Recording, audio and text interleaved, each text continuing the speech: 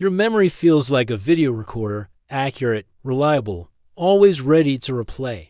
But here's the truth, your memory is lying to you. You probably don't even realize it's happening. Welcome to this channel. Your memory is shot by shot, a carefully edited story, not a perfect record. And while that might sound like a disappointing truth, there's a good reason for it. After all, we don't need perfect records. We just need a good story. Part 1.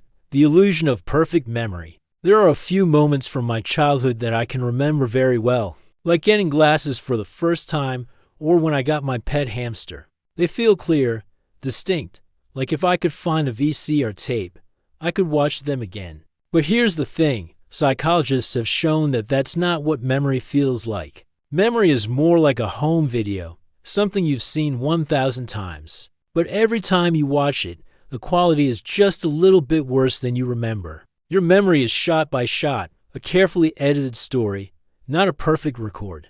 And while that might sound like a disappointing truth, there's a good reason for it. After all, we don't need perfect records. We just need a good story. Part 2. Experiments that reveal the flaw. Our brains store memories like giant hard drives, but they aren't perfectly reliable. In fact, our memories are constantly changing, adapting and reconstructing themselves. And researchers have found some surprising ways to influence how our brains reconstruct memories. Like take this famous experiment done at the University of Washington. Researchers recruited student volunteers and showed them two videos, one with a man walking into a room and taking books off of a shelf, and another where a man walked into the same room and smashed through a glass window. Afterwards, they asked the students questions about the video. Most of them accurately described the actions in the video, like the man entering the room or picking up the book. But when asked about details, the results diverged.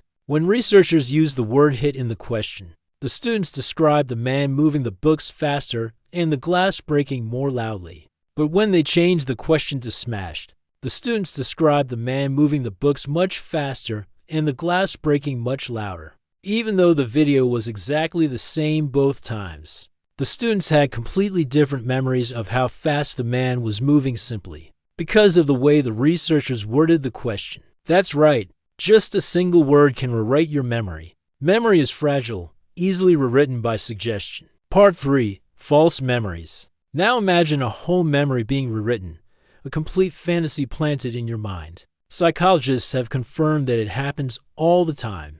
Take this famous experiment from the late 90s where researchers told participants that they had been given a childhood history that included being lost in a mall. They told them all the details, when it happened, where it happened, even what they were wearing. Then they let the participants digest this new information. Later, when the participants were interviewed, they confidently recalled the event, describing everything in detail. Some even remembered what they had felt when it happened, the fear, the sadness, the anxiety.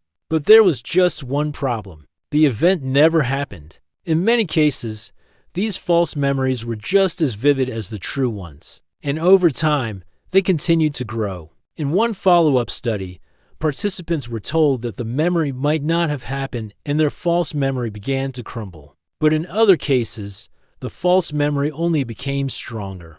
Part 4. The dark side of memory. So we've established that memory isn't a video camera. It's more like a storyteller that occasionally adds its own creative touches to the story. But why should you care? You might think, after all, memories are just memories. Who cares if they're a little bit off? Well, you should care. And here's why. A lot of things we think we know because of our memory. The fact that you're watching this video right now, for example, might be because you remembered seeing a thumbnail that piqued your interest. But our memory isn't just for random things. It plays a big role in our lives. It's at the center of who we are. Our memories define our identity. They tell us who we are, what we've done, what we're capable of. They shape our relationships, our decisions, and our opinions. In other words, they shape our lives. And if those memories aren't true, neither are the things that are built upon them. If you don't trust your memory,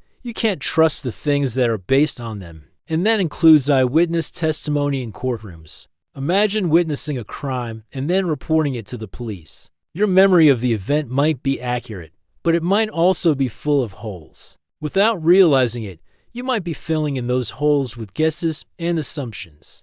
And when you testify in court, you're presenting those guesses and assumptions as facts. But what if the prosecution has someone else who remembers the same event differently? Their version of events might be just as convincing as yours. And if their memory is just as faulty as yours, which one will the jury believe? Unfortunately, research suggests that juries tend to favor confident witnesses over hesitant ones. So if you're the kind of person who remembers everything clearly, you might seem more trustworthy than you really are. And that means that your memory could land someone behind bars, even if they're innocent.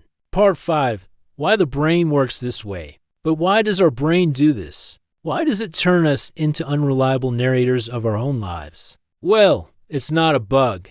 It's a feature. The point of our memory isn't to record everything perfectly. It's to keep us alive. And to do that, it needs to focus on the important stuff, the story, not the video. Here's the thing. When we experience something, our brain doesn't store all of it. It sorts through the experience, analyzing it, extracting the meaning, and storing the important parts. So when we remember the experience later, we're recreating it based on the story our brain has already made. And that story, as we've learned, can change. It can adapt. It can grow. But it's still a story, something our brain has created to make sense of the world around us. And while that might not be the kind of memory you were hoping for, it's the kind you need to survive. Closing dots so the next time you say, I remember it clearly, ask yourself, do you really? Or is your brain telling you the story it wants you to believe? What seems like a perfect memory might not be. It could be your brain trying to protect you,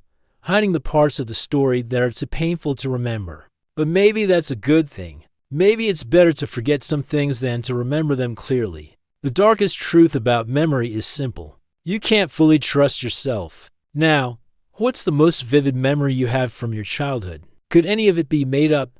Let me know in the comments, and thanks for watching.